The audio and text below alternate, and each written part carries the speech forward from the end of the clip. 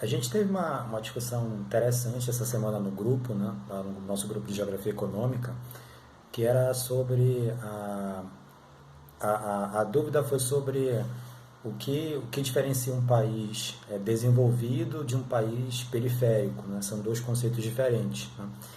Isso me levou a pensar um pouco sobre a nossa disciplina, né, e abordar um dos elementos da nossa disciplina, que são as teorias do crescimento econômico e sobre desenvolvimento e subdesenvolvimento.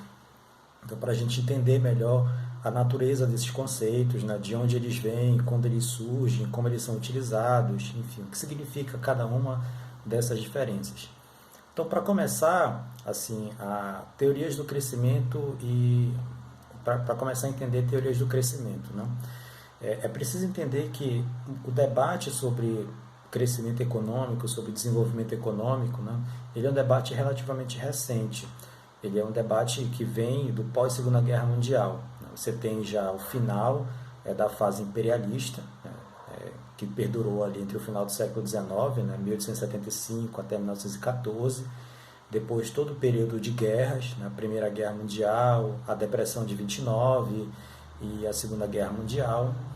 E depois você teve um período longo, a partir do final da Segunda Guerra Mundial, de criação de países independentes, né, que deixaram de ser as colônias, então na descolonização da África, a descolonização da Ásia, e também a, a decadência, né, o declínio das potências europeias, né? Então você tem o surgimento de um novo período no pós-Segunda Guerra, que vai ser conhecido como Guerra Fria, que não vão envolver, a Guerra Fria ela não envolveu diretamente, né, nenhuma potência europeia.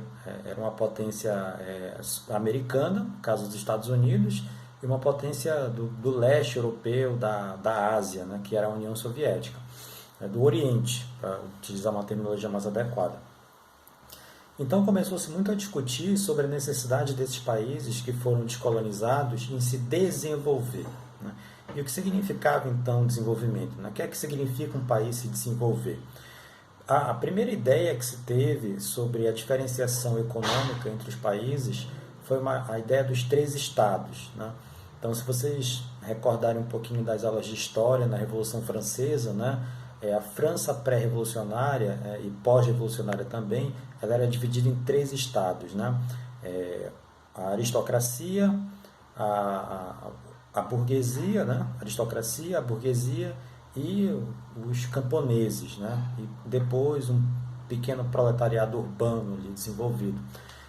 Então eram os três estados, né? E na votação nas Assembleias Gerais, sempre o primeiro e o segundo se votavam contra o terceiro, né?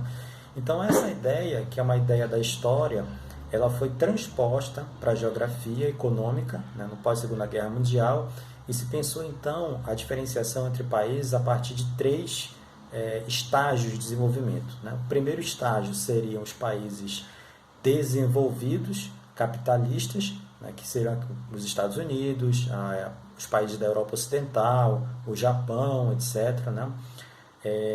Que seria o primeiro mundo, né?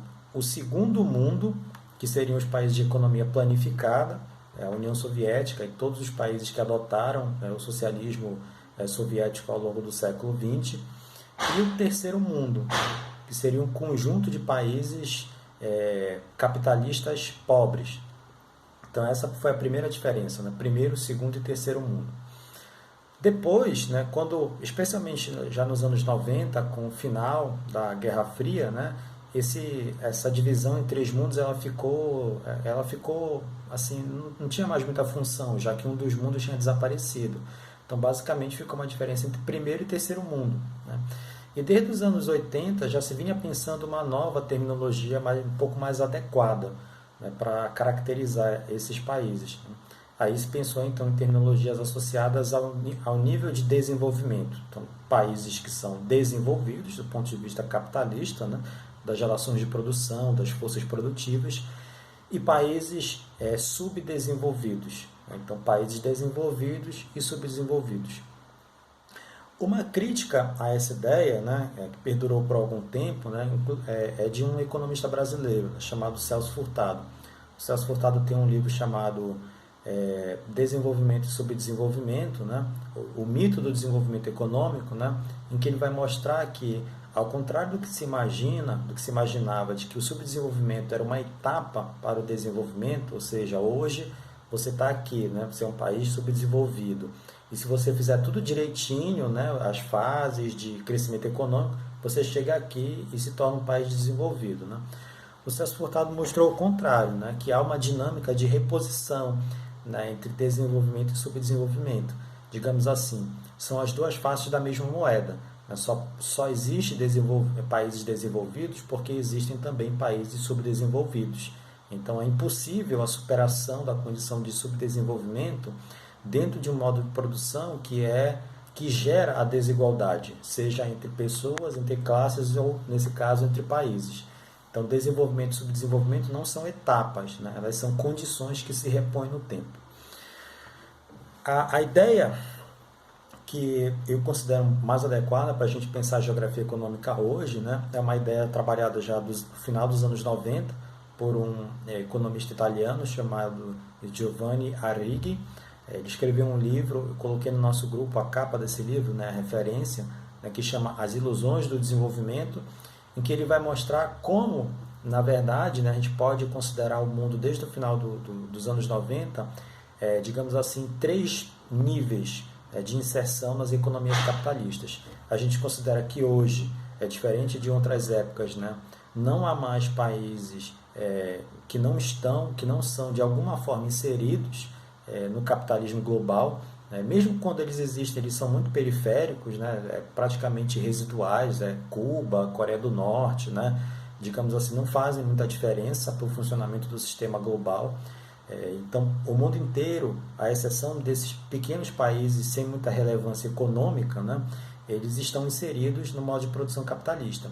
E esse modo de produção ele pode ser compreendido, então, a partir de 3 formas de inserção, no caso dos países. O primeiro que ele vai chamar é o núcleo orgânico. Né? Então, existe um núcleo, países centrais, esse núcleo ele é orgânico no capitalismo. Né? Há uma condição para você estar inserido nesse núcleo, né? Que são aqueles países mais ricos, né? Estados Unidos, França, Inglaterra, os países da Europa Ocidental, né? Alemanha, Austrália, Japão, Coreia do Sul, etc. Né? Então, poucos países, né? Uma dezena ou 2 dezenas de países do mundo. Você tem, logo atrás, né, desse núcleo orgânico, assim, ao redor, né? Um núcleo, né? E ao redor dele você tem uma semiperiferia, países chamados semiperiféricos, né? Que são países o quê? Que não são países pobres, né? São países de renda média, do ponto de vista do PIB, da renda per capita. São países que conseguiram desenvolver a sua indústria, por exemplo, né, no século XX, o caso do Brasil, o caso Argentina, México, África do Sul. Mas, apesar de terem conseguido uma industrialização, apesar de conseguirem, né, superar a condição de países pobres, né, eles não conseguem se inserir ou não conseguiram se inserir ainda no núcleo orgânico do capitalismo central. Né? Por quê?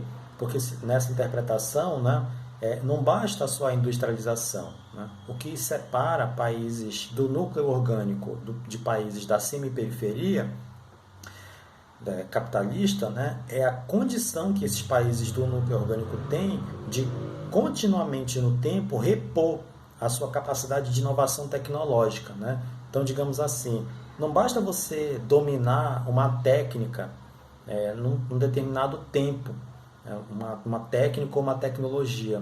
Não basta só você dominar aquela técnica específica. Né? Por quê? Porque a economia capitalista é uma economia de inovação. Então, você pode dominar uma técnica por um tempo, mas em um período de tempo que não é muito longo, né, essa técnica vai ser superada.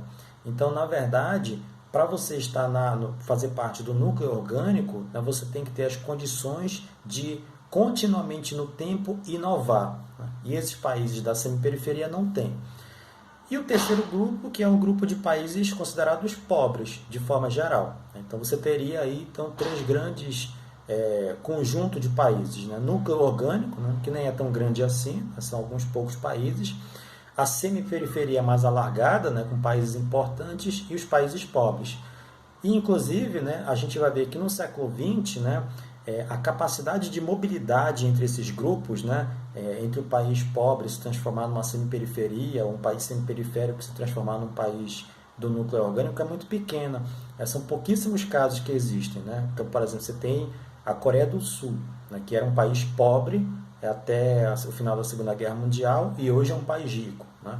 Você tem o Brasil, que era um país pobre e que se tornou semiperiferia. Mas dentro do núcleo orgânico, né, permanecem praticamente aqueles mesmos países nos últimos 70, 80 anos. Então, há muito pouca capacidade de mobilidade entre esses três núcleos, conforme descritos pelo Giovanni Arrigo. Então, é um pouquinho essa interpretação dele. Beleza? A gente continua na próxima aula, então.